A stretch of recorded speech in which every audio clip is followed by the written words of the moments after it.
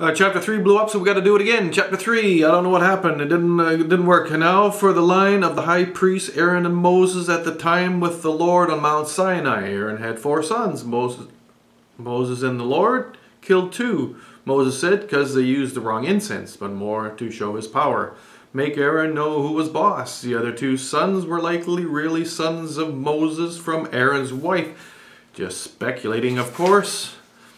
That's how tyrants are. My sperm is God.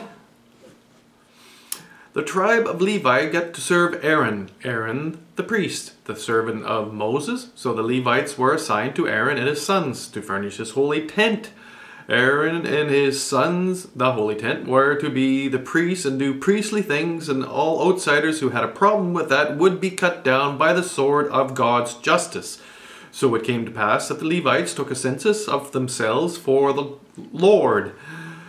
Kohath, Amram, Mahli and Mushi, and so many others, from 1 month up. Males, forget the women, 7,500.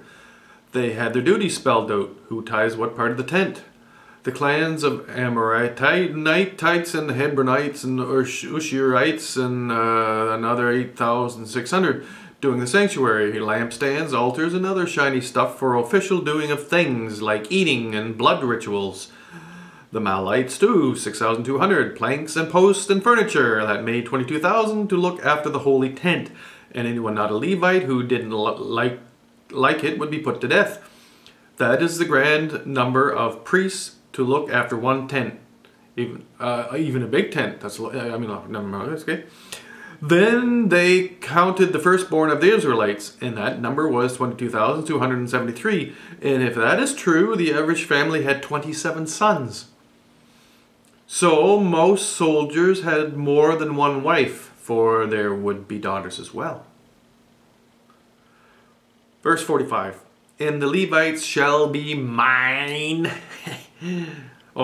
So the deal was, Moses would take the Levites in exchange for all of the firstborn of the rest of the Israelites. Ownership. Not so unlike Moloch. Okay, for the 273 extra firstborns, a tax of 5 shekels per head.